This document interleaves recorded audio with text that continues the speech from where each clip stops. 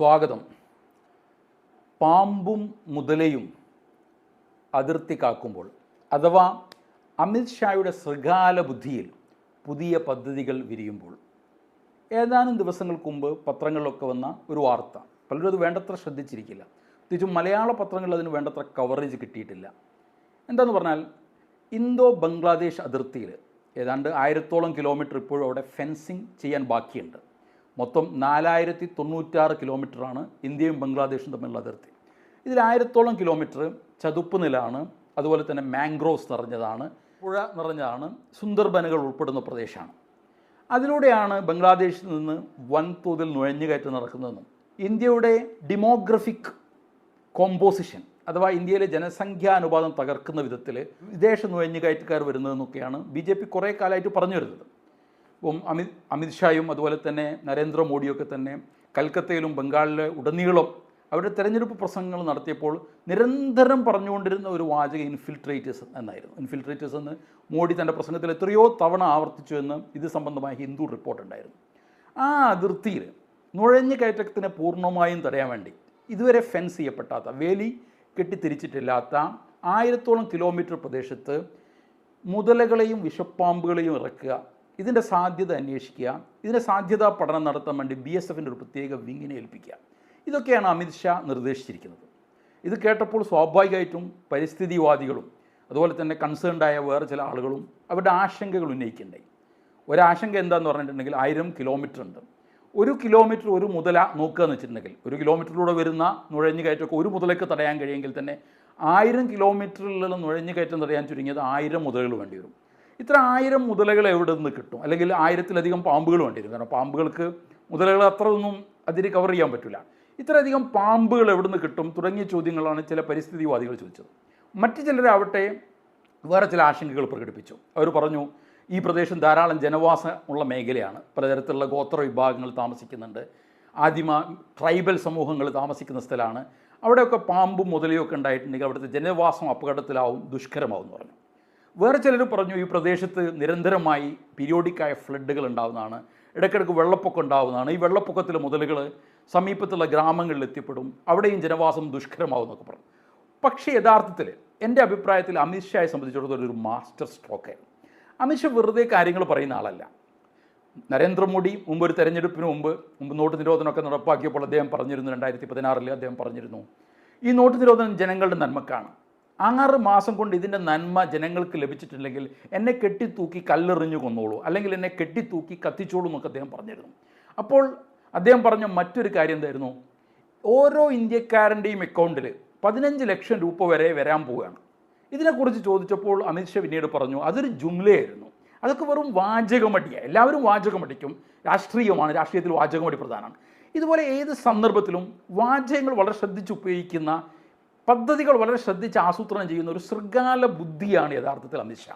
അമിത് ഷാ BJPക്ക് പ്രത്യേകിച്ചും അതിൻ്റെ വെറുപ്പിൻ്റെ രാഷ്ട്രീയം, 2002 India today hero of hatred അഥവാ വെറുപ്പിൻ്റെ വിദ്വേഷത്തിൻ്റെ നായകൻ എന്ന പേരിൽ നരേന്ദ്രമോദിയെ മുഖചിത്രമാക്കിക്കൊണ്ട് ഒരു വലിയ സ്റ്റോറി പ്രസിദ്ധീകരിച്ചത്. ആ വെറുപ്പിൻ്റെ രാഷ്ട്രീയത്തിന് ഏറ്റവും പറ്റിയ ഉരുപ്പടി ആരെന്ന് ചോദിച്ചാൽ യാതൊരു സംശയമില്ലാതെ പറയാം, അത് അമിത് ഷാ ആണെന്ന്. 2ാം സ്ഥാനവും 3ാം സ്ഥാനമൊക്കെ നരേന്ദ്രമോദിക്ക് അതുപോലെ തന്നെ യോഗി ആദിത്യനാഥിനും ഒക്കെ കിട്ടും. അപ്പോൾ ഈ സമയത്ത് ഇപ്പോൾ ഇത് പറയുന്നതിന് പ്രത്യേകിച്ചൊരു കാരണമുണ്ട്. ബംഗാളിൽ തെരഞ്ഞെടുപ്പ് നടക്കാൻ പോവുകയാണ്, മറ്റ് സംസ്ഥാനങ്ങളിൽ ചിലയിടത്തൊക്കെ തെരഞ്ഞെടുപ്പ് നടക്കാൻ പോവുകയാണ്.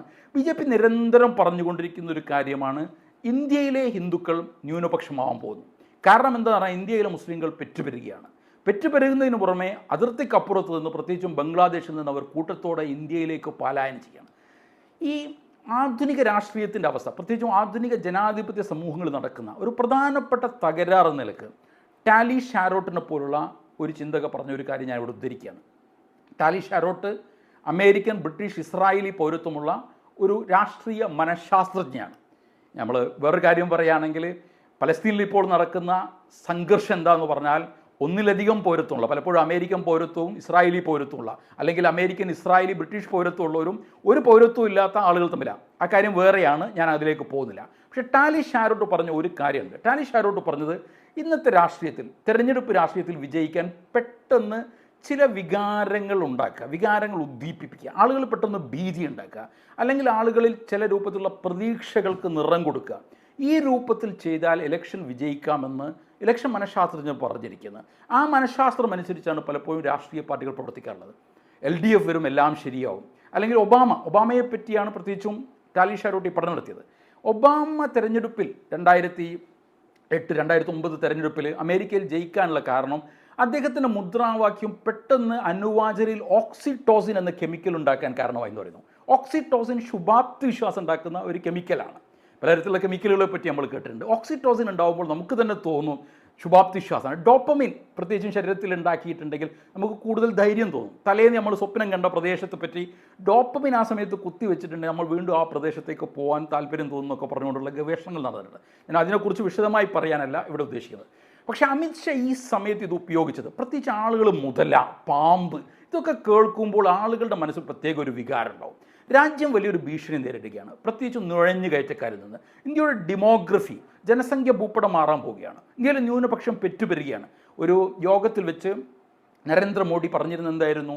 നമ്മെ സംബന്ധിച്ചിടത്തോളം നമ്മുടെ മുദ്രാവാക്യം ഹം ദോ ഹംകോ ദോ എന്നാണ്. നമ്മുടെ മുദ്രാവാക്യം, ഹിന്ദു ജനസമൂഹത്തിൻ്റെ മുദ്രാവാക്യം നമ്മൾ രണ്ട് നമുക്ക് രണ്ട് പേർ എന്നാണ്. പക്ഷേ ഇവിടെ മറ്റ് ചിലരുടെ മുദ്രാവാക്യം, അതേ ഒരു സമുദായത്തെ ഒന്നും പറഞ്ഞില്ല, ഹം 5 ഹംകോ 25 എന്നാണ്. നമുക്ക് 5 പേര് എന്ന് പറഞ്ഞാൽ ഒരു ഭർത്താവ് 4 ഭാര്യമാർ. ഹംകോ 25, നമുക്ക് 25 കുട്ടികൾ എന്നാണ് ചിലരുടെ മുദ്രാവാക്യം. ഈ രൂപത്തിൽ ആളുകളിൽ ചില ഭീതി ഉണ്ടാക്കുക. മനഃശാസ്ത്രജ്ഞന്മാർ അതിനെപ്പറ്റി പറയുന്നത് നമ്മുടെ തലച്ചോറിൻ്റെ ഒരു പ്രാക്തനമായ എന്ന് പറഞ്ഞാൽ ആദ്യം തലച്ചോറിലുണ്ടായ ഉരക തലച്ചോറിൻ്റെ ഭാഗമായി, ഉരക മസ്തിഷ്കത്തിൻ്റെ ഭാഗമായി ഒരു അമിഗ്ദലയുണ്ടെന്നും ആ അമിഗ്ദല എന്ത് പേടി ഉണ്ടാകുമ്പോഴും ഭീതി ഉണ്ടാകുമ്പോഴും പെട്ടെന്ന് നമ്മൾ ആംബുലൻസുകളുടെ സൈറൺ മുഴക്കുന്ന പോലെ സൈറൺ മുഴക്കി ജാഗ്രതയിൽ നിൽക്കുന്നതാണ്. ഇപ്പം പാമ്പ്, മുതല എന്നൊക്കെ കേൾക്കുമ്പോൾ അത്തരത്തിലുള്ള ജാഗ്രത ഉണ്ടാകുമെന്നും BJP അവരുടെ കാര്യം നോക്കുന്നുണ്ടെന്നും BJP മാത്രമേ രാജ്യത്തെ സംരക്ഷിക്കുന്ന കാര്യത്തിൽ ആത്മാർത്ഥതയുള്ളൂ എന്നും ഒരു പ്രതീതി സൃഷ്ടിക്കുന്നതിൽ അമിത്ഷായുടെ ഈ പാമ്പും മുതലയും പദ്ധതി യഥാർത്ഥത്തിൽ വിജയിച്ചിട്ടുണ്ട്. അത് തീർച്ചയായും അവർക്ക് ഇലക്ടോറൽ ഗെയിൻസ് അഥവാ ഇലക്ഷനിൽ നേട്ടം ഉണ്ടാക്കുന്ന കാര്യത്തിനും സംശയമല്ല. പക്ഷേ യഥാർത്ഥത്തിൽ എന്താണ് ഈ പ്രശ്നം? ഞാൻ പറഞ്ഞു 4096 കിലോമീറ്ററുള്ള ഇന്തോ ബംഗ്ലാദേശ് അതിർത്തിയിൽ നിന്ന് 2025 കണക്കനുസരിച്ച് ഏതാണ്ട് 1114 ആളുകളെങ്ങാനുമാണ് ബംഗ്ലാദേശ് അതിർത്തി മുറിച്ച് കടന്ന് ഇന്ത്യയിലേക്ക് എത്തിയത്. ഇന്ത്യയിൽ ഇന്ന് എത്ര ബംഗ്ലാദേശികളുണ്ട് അഥവാ ഒറിജിനൽ ബംഗ്ലാദേശികളുണ്ട്, അല്ലാതെ ബംഗാളികളായ ഇന്ത്യക്കാരുണ്ട് എന്നുള്ളത് ആർക്കും കൃത്യമായി കണക്കറിയില്ല. ഇതിനെക്കുറിച്ച് 2020 ഫെബ്രുവരിയിൽ BBC ചില പഠനങ്ങൾ നടത്തിയിരുന്നു. BBC പഠനം എല്ലാവരും സാധാരണ മൈഗ്രേഷൻ സ്റ്റഡീസിൽ പലായന പഠനങ്ങളിൽ പറയുന്നത് പോലെ തന്നെ 2 ഘടകങ്ങളാണ് മൈഗ്രേഷന് കാരണമാകുന്നതെന്ന് പറയുന്നു. ഇതിനെ പുഷ് ഫാക്ടർ അഥവാ തള്ളൽ, പുൾ ഫാക്ടർ വലിക്കൽ തുടങ്ങിയ പ്രവണതകളിലൂടെയാണ് മൈഗ്രേഷൻ ഉണ്ടാകുന്നത്, പലായനം ഉണ്ടാക്കുന്നത്. പുഷ് ഫാക്ടർ എന്ന് പറഞ്ഞാൽ ഒരു നാട്ടിൽ ഒരു ജനതയ്ക്ക് അവിടെ താമസിക്കാൻ കഴിയാതെ വരുന്നു. ഉദാഹരണമായിട്ട് പലസ്തീനികൾക്ക് അവർക്ക് ധാരാളം പുഷ് ഫാക്ടർ കാരണം അവരുടെ ജന്മഗേഹമായിരുന്ന പലസ്തീൻ അത് പിണ്ട് ഇസ്രായേലിയർ അധിനിവേശപ്പെടുത്തിയപ്പോൾ അവിടെ നിന്ന് പോകേണ്ടി വന്നു. അവർ പല രാജ്യങ്ങളിലും, ഗൾഫ് രാജ്യങ്ങളിലും, ഈജിപ്തിലും, ഇറാനിലും, കുവൈത്തിലും, പിന്നെ അമേരിക്കയിലടക്കമുള്ള പാശ്ചാത്യ രാജ്യങ്ങളിലും അഭ്യന്തരം. അത് പുഷ് ഫാക്ടറാണ്. ഇങ്ങനെ ബംഗ്ലാദേശിൽ നിന്ന് ഒരു വിഭാഗം ഹിന്ദുക്കൾ ഇന്ത്യയിൽ കുടിയേറി പാർക്കുന്നത് ഒരു പരിധിവരെ ശരിയായിരിക്കാം എന്ന് പറയുന്ന BBC റിപ്പോർട്ട് തന്നെ പറയുന്നത് മറ്റൊരു ഫാക്ടർ പലായനത്തിൽ നയിക്കുന്നത് പുൾ ഫാക്ടറാണ്. എന്ന് പറഞ്ഞാൽ അതിർത്തിക്കപ്പുറത്ത് അക്കരെ പച്ച എന്ന് നമ്മൾ പറയുന്ന പ്രതിഭാസം, അവിടെ കൂടുതൽ പുരോഗതിയുണ്ട്, അവിടുത്തെ ലിവിങ് സ്റ്റാൻഡേർഡ് കൂടുതലാണ്, അവിടെ കൂടുതൽ തൊഴിലവസരങ്ങളുണ്ട്, പഠനാവസരങ്ങളുണ്ട്. ഈ കണക്ക് കൂട്ടലനുസരിച്ച് കുറേ ആളുകൾ പലായനം ചെയ്യുന്നു. ഈ രൂപത്തിൽ പലായനം ചെയ്യാനുള്ള സാധ്യത ഇന്ത്യക്കും ബംഗ്ലാദേശിനിടയിൽ വളരെ കുറവാണെന്നാണ് BBC 2020 പ്രസിദ്ധീകരിച്ച ആ പഠനത്തിൽ പറഞ്ഞത്. അതിനവർ പല കാരണങ്ങളും പറയുന്നുണ്ട്. പറയുന്ന കാരണങ്ങൾ എന്താ പറയുന്നുണ്ടെങ്കിൽ പല ജീവിത സൂചകങ്ങളിലും ബംഗ്ലാദേശ് ഇന്ത്യയേക്കാൾ മുമ്പിലാണ്. ഉദാഹരണമായിട്ട് ഇന്ത്യയിൽ പ്രൊപ്പോർഷനേറ്റായി നോക്കുകയാണെങ്കിൽ, ആനുപാതികമായി നോക്കുകയാണെങ്കിൽ $1.9 ഏതാണ്ട് നമ്മൾ $2 എന്ന് പറയാം. $2 താഴെ വരുമാനമുള്ള ആളുകളുടെ അനുപാതം ഇന്ത്യയിൽ ബംഗ്ലാദേശിനേക്കാൾ എത്രയോ കൂടുതലാണ്. എന്ന് പറഞ്ഞാൽ ദാരിദ്ര്യം ഒരർത്ഥത്തിൽ കൂടുതലുള്ളത് ഇന്ത്യയിലാണ്, പക്ഷേ തൊഴിൽ രാഹിത്യം കൂടുതലുള്ളത് ബംഗ്ലാദേശിലാണ്. ഇതുകൊണ്ട് പുൾ ഫാക്ടർ ഉണ്ടായേക്കാം എന്ന് പറഞ്ഞിട്ടുണ്ടെങ്കിൽ പ്രലോഭനത്തിന് ഫലമായി അതിർത്തിക്കപ്പുറത്ത് ജീവിതം കൂടുതൽ മോഹനമാണ്, കൂടുതൽ പച്ച പിടിച്ചതാണ് എന്ന പ്രലോഭനത്തിന് പേരിൽ ആളുകൾ വരാം. പക്ഷേ ആ വരുന്നത് വളരെ കുറവാണ്. നേരത്തെ ഞാൻ പറഞ്ഞതുപോലെ 2025 1100 ചില്ലാൻ ആളുകളെ വന്നിട്ടുള്ളൂ. ബ്രിട്ടൻ പോലുള്ള ഒരു രാജ്യം, വളരെ ചെറിയ രാജ്യമാണ്, ഇന്ത്യയിലെ ഒരു സംസ്ഥാനത്തിൻ്റെ അത്ര മാത്രമേ ബ്രിട്ടൻ എന്ന രാജ്യമുള്ളൂ, ലോകത്തെ അടക്കി ഭരിച്ച രാജ്യമാണെങ്കിലും. ആ രാജ്യത്ത് 2025 ഏതാണ്ട് 40,000-ഓളം ആളുകൾ അഭയാർത്ഥികളായിട്ട് എത്തിയിട്ടുണ്ട്. ഇത് വെച്ച് നോക്കുമ്പോൾ ഇന്ത്യയിലേക്ക് ബംഗ്ലാദേശിൽ നിന്ന് വന്ന 1000 ചില്ലാൻ ആളുകൾ വളരെ ചെറുതാണ്. പക്ഷേ നമ്മുടെ അമിത്ഷാ പറഞ്ഞു, അമിത്ഷാ അവിടെയും വളരെ വളരെ സമർത്ഥമായ വാചകങ്ങളാണ് ഉപയോഗിച്ചത്. The grain that should go to the poor is being eaten by the infiltrators. നുഴഞ്ഞു കയറ്റക്കാർ നമ്മുടെ നാട്ടിലെ പാവങ്ങൾക്ക് അവകാശപ്പെട്ട ധാന്യം തിന്നുകയാണ്. 1100 ആളുകൾ തിന്നുന്നതിനേക്കാൾ അധികം ധാന്യം ഇന്ത്യയിൽ എലികൾ തിന്നുന്നുണ്ട്. ഇന്ത്യയിലെ ഗോഡൗണുകളിൽ ഏതാണ്ട് 10% എലികളും മറ്റു പെസ്റ്റുകളും ഇന്ത്യയിലെ ഗോഡൗണുകളിൽ നിന്ന് ഭക്ഷണം കഴിക്കുന്നുണ്ട്. പക്ഷേ എലികൾ എന്ന് പറഞ്ഞാൽ പലപ്പോഴും കൊല്ലാൻ പാടില്ലാത്ത ഗണപതിയുടെ വാഹനവും മറ്റുമാണ്. നമ്മൾ സൽമാൻ റഷ്ദി പറഞ്ഞിരുന്നു, Indian rats carry not only plague but also gods എന്നാണ് അദ്ദേഹം പറഞ്ഞിരുന്നത്. എന്ന് പറഞ്ഞാൽ സൂറത്തിൽ 1990-കളിൽ പ്ലേഗ് ഉണ്ടായപ്പോൾ ഞാൻ പുരയിലായിരുന്നു. അന്ന് അവിടെ പലരും എലികളെ കൊല്ലാൻ പറഞ്ഞപ്പോൾ ചില ആളുകൾ പറഞ്ഞു എലികളെ ആരാധിക്കേണ്ടതാണ്. എൻ്റെ തൊട്ടടുത്ത് തന്നെ ഒരു എലികളുടെ ക്ഷേത്രം ഉണ്ടായിരുന്നു. ആളുകൾ എലികളെ കൊല്ലാൻ സമ്മതിച്ചിരുന്നില്ല. ഇത് മറ്റൊരു കാര്യം. അപ്പോൾ ഈ ബംഗ്ലാദേശിൽ നിന്ന് ഇന്ത്യയിലേക്ക് ആളുകൾ വരാൻ അങ്ങനെ വലിയ പ്രേരണ ഇല്ല എന്നാണ് BBC പഠനം പറയുന്നത്. BBC പഠനത്തിൽ മറ്റൊരു കാര്യം പറയുന്നത്, പ്രത്യേകിച്ചും സ്ത്രീകൾക്ക് ഇന്ത്യയിൽ വരാൻ യാതൊരു പ്രത്യേകിച്ച് പ്രലോഭനമൊന്നും ഉണ്ടാവില്ല. കാരണം ഇന്ത്യയെ അപേക്ഷിച്ച് സ്ത്രീ പ്രാതിനിധ്യം ബംഗ്ലാദേശിൽ രാഷ്ട്രീയത്തിൽ കൂടുതലാണ്, സാമ്പത്തിക രംഗത്ത് കൂടുതലാണ്. മാത്രമല്ല 5 വയസ്സിന് മുമ്പിൽ ഒരു ഇന്ത്യക്കാരിയായ സ്ത്രീ മരിക്കാനുള്ള സാധ്യത ഇന്ത്യയെ അപേക്ഷിച്ച് ബംഗ്ലാദേശിൽ വളരെ കുറവാണ്. ഇന്ത്യയിലൊരു പെൺകുട്ടി, പ്രത്യേകിച്ചും ബീഹാർ പോലുള്ള സംസ്ഥാനങ്ങൾ നമുക്കറിയാം, അവിടെ ആയകളെ കൊണ്ട് ചെറുപ്പത്തിൽ പെൺകുട്ടികൾ ജനിക്കുമ്പോൾ തന്നെ അവരെ വധിക്കുന്ന ഏർപ്പാടുണ്ട്. ഒരു പ്രത്യേക ചരട് കഴുത്തിൽ കെട്ടിങ്ങായിട്ട് പെൺകുട്ടികളെ കൊല്ലുന്നു. അതുകൊണ്ട് തന്നെ ജെൻഡർ ഇംബാലൻസ് വളരെയധികമുള്ള രാജ്യങ്ങളിലൊന്നാണ് ഇന്ത്യ. ബംഗ്ലാദേശിലെ ജെൻഡർ ഇംബാലൻസ് സൂചികയിൽ 50ാമത്തെ രാജ്യമാണെങ്കിൽ ഇന്ത്യ അതിൽ 112ാമത്തെ സ്ഥാനത്താണ് നിൽക്കുന്നതെന്ന് BBC റിപ്പോർട്ട് പറയുന്നു. ബംഗ്ലാദേശിൽ തെരഞ്ഞെടുപ്പ് നടക്കുകയാണ്. അതിൻ്റെ തൊട്ട് മുമ്പാണ് SIR നടന്നത്. ഏതാണ്ട് 2.7 മില്യൺ 27 ലക്ഷത്തോളം വോട്ടർമാർ ഇപ്പോൾ വോട്ടർ പട്ടികയിൽ നിന്ന് പുറത്താണ്. അങ്ങനെ പുറത്തായതിൽ മുഹമ്മദ് ദാവൂദ് അലിയെപ്പോലുള്ള കാർഗിൽ യുദ്ധത്തിൽ ഇന്ത്യക്ക് വേണ്ടി ധീരമായി പൊരുതിയ ആളുകളുണ്ട്, പട്ടാളക്കാരുണ്ട്. നേരത്തെ ആസാമിൽ CAA നടപ്പാക്കിയപ്പോഴും പൗരത്വം നഷ്ടപ്പെട്ടതിൽ ഇന്ത്യൻ പട്ടാളക്കാരുണ്ടായിരുന്നു. സനാഉള്ളയെ പോലുള്ള ഇന്ത്യക്ക് വേണ്ടി ധീരമായി പൊരുതിയ അതിർത്തി കാത്ത ജവാന്മാരടക്കമാണ് പലപ്പോഴും പൗരത്വമില്ലാതെ പൗരത്വം നിഷേധിക്കപ്പെട്ടു പോകുന്നത്. അപ്പോൾ ഇതിനൊക്കെ ജസ്റ്റിഫൈ ചെയ്യാൻ വളരെ പെട്ടെന്ന് പറയാവുന്ന ചില കാര്യങ്ങളാണ് നുഴഞ്ഞുകയറ്റക്കാർ വരുന്നു, നുഴഞ്ഞുകയറ്റക്കാർ രാജ്യത്തിൻ്റെ ഡെമോഗ്രഫിയെ തകർക്കുന്നു തുടങ്ങിയത്. അപ്പം എത്ര ബംഗ്ലാദേശികൾ ഇന്ത്യയിലുണ്ട് എന്നതിനെക്കുറിച്ച് പലപ്പോഴും പല കണക്കുകളാണ് ഇന്ത്യൻ അധികൃതർ പറഞ്ഞത്. 2004 അന്നത്തെ കോൺഗ്രസ് ആഭ്യന്തര സഹമന്ത്രിയായിരുന്ന ശ്രീ പ്രകാശ് ജയ്സ്വാൾ പറഞ്ഞിരുന്നത് 12 മില്യൺ നുഴഞ്ഞുകയറ്റക്കാർ അഥവാ അനധികൃത ബംഗ്ലാദേശി കുടിയേറ്റക്കാരുണ്ടായിരുന്നു. ഏതാനും ദിവസങ്ങൾക്ക് ശേഷം അദ്ദേഹം തിരുത്തി പറഞ്ഞു അത്രയൊന്നും ഇല്ല. ചില ഔദ്യോഗിക, ഇപ്പം ഗൂഗിളൊക്കെ നോക്കുകയാണെങ്കിൽ പറയുന്നത് ഇതിനെപ്പറ്റി യാതൊരു വ്യക്തമായ കണക്കുമില്ല. ചില കണക്കുകളനുസരിച്ച് 2 മില്യണാണ്, വേറെ ചില കണക്കുകളനുസരിച്ച് 20 മില്യണാണെന്നൊക്കെ പറയുന്നുണ്ട്.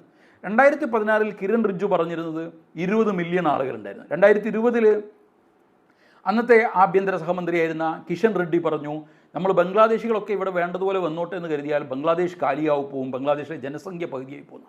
ഉടനെ ബംഗ്ലാദേശ് അധികൃതർ ചോദിച്ചു അത്രത്തോളം വലിയ എന്ത് കാര്യമാണ് ഇന്ത്യയിലുള്ളത്? പല കാര്യങ്ങളും ഞങ്ങൾ ബംഗ്ലാദേശ് ഇന്ത്യയേക്കാൾ മുമ്പിലാണ്, പല ഹ്യൂമൻ റിസോഴ്സ് ഇൻഡെക്സിലും മാനുഷിക വിഭവശേഷി പരിഗണനയിൽ ഞങ്ങളാണ് മുമ്പിൽ എന്നൊക്കെ അവർ പറഞ്ഞു. ഏതായാലും ഇവിടെ ഇപ്പോൾ ഈ പ്രസ്താവന നടത്തിയപ്പോൾ അമിത്ഷാ ഉദ്ദേശിച്ച ചില കാര്യങ്ങൾ നടക്കുന്നുണ്ട്. മുതല, പാമ്പ്, ഇതൊക്കെ കുട്ടിക്കഥകളിലെ സ്ഥിരം കഥാപാത്രങ്ങളാണ്. എപ്പോഴും മുതല, പാമ്പ് എന്നൊക്കെ കേൾക്കുമ്പോൾ അശിക്ഷിതരായ വിദ്യാഭ്യാസം ഇല്ലാത്ത ആളുകൾ നേരത്തെ പറഞ്ഞ പോലെ അവരുടെ മസ്തിഷ്കങ്ങളിൽ പല വികാരങ്ങളുണ്ടാവും. ഇന്ത്യയെ സംരക്ഷിക്കാൻ ഒരു അമിത്ഷാ ഉണ്ട്, ഇന്ത്യയെ സംരക്ഷിക്കാൻ ഒരു BJP ഉണ്ട്. അവരതിന് മുതലയെ വേണമെങ്കിൽ ഉപയോഗിക്കും, അല്ലെങ്കിൽ പാമ്പിനെ വേണമെങ്കിൽ ഉപയോഗിക്കും.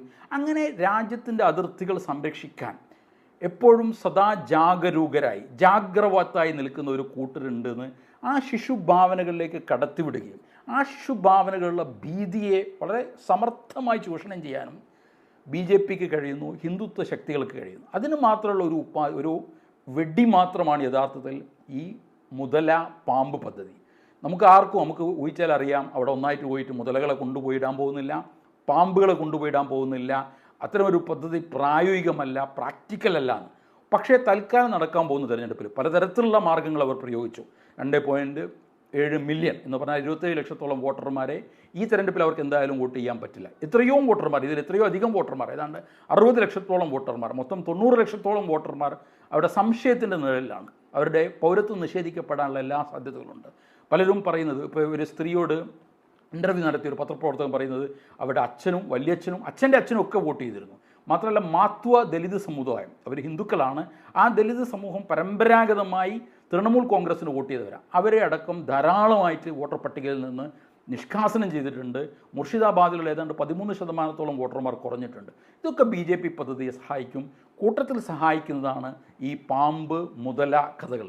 മുമ്പൊക്കെ BJPയിൽ വിവേകത്തിൻ്റെതായ ചില ശബ്ദങ്ങളുണ്ടായിരുന്നു. അടൽ ബിഹാരി വാജ്പേയി പോലുള്ളവരുണ്ടായിരുന്നു. നരേന്ദ്രമോദി അദ്ദേഹത്തിന് 2002 കലാപം അമർച്ച ചെയ്യാൻ കഴിയാത്തതിൻ്റെ പേരിൽ അദ്ദേഹം രാജ്യധർമ്മത്തിൽ പരാജയപ്പെട്ടു എന്ന് പറഞ്ഞ അടൽ ബിഹാരി വാജ്പേയി അദ്ദേഹം പറഞ്ഞിരുന്നു മോഡിയിൽ നിന്ന് രാജി സ്വീകരിക്കേണ്ടതാണെന്നൊക്കെ പറഞ്ഞിരുന്ന അടൽ ബിഹാരി വാജ്പേയിയെ പോലുള്ള ആളുകളുണ്ടായിരുന്നു, സുഷമ സ്വരാജിനെ പോലുള്ള ആളുകളുണ്ടായിരുന്നു. പക്ഷേ ഇന്ന് അത്തരത്തിലുള്ള ആളുകൾ സാനിറ്റിയുടെ വിവേകത്തിൻ്റെതായ ശബ്ദത്തിൽ സംസാരിക്കുന്ന ഒരു ബി ജെ പി നേതാവില്ല. ഒരു ബി ജെ പി നേതാവ് വിദ്വേഷം പറയുമ്പോൾ അദ്ദേഹത്തെ തോൽപ്പിക്കാൻ കൂടുതൽ വിദ്വേഷം പറയുന്ന നേതാക്കളാണ് ബി ജെ പിയിൽ ഇന്ന് സ്റ്റാറുകളായിക്കൊണ്ട് താരങ്ങളായി മാറിക്കൊണ്ടിരിക്കുന്നത്. അത്തരം ഒരു കാലഘട്ടത്തിൽ നമുക്ക് ഇനിയും പാമ്പിൻ്റെയും മുതലകളുടെയും ഒക്കെ കഥകൾ കേൾക്കാം. പക്ഷേ എത്തരത്തിലുള്ള ഒരു ഭാവിയിലേക്ക്, ഏത് രൂപത്തിലുള്ള ഒരു ഭാവിയിലേക്കാണ് രാജ്യത്തെ ഇവർ നയിക്കുന്നതെന്ന കാര്യത്തിൽ നമുക്ക് ആശങ്കയുണ്ട്. ഈ പാമ്പ് കഥ അല്ലെങ്കിൽ ഈ മുതലക്കഥ വെറും കഥയായിക്കൊണ്ട് പേപ്പറിൽ അവസാനിക്കും. പക്ഷേ വിദ്വേഷത്തിൻ്റെ പ്രചാരകർക്ക് അത് വലിയ ഉരുപ്പടിയായിരിക്കും, അത് വലിയ അസംസ്കൃത പദാർത്ഥമായിരിക്കും. അതാണ് രാജ്യത്തെ നാളെ എതിരിടാൻ പോകുന്ന നാളെ രാജ്യത്തിന് മുമ്പിലുള്ള ഭാവി. ആശങ്കയുളവാക്കുന്ന ആ ഭാവിയെക്കുറിച്ച് നമുക്ക് കാണാതിരുന്നുകൂടാ, നാം അതിനെക്കുറിച്ച് ജാഗ്രവത്താവാതിരുന്നുകൂടാ എന്ന് മാത്രം പറയുന്നു.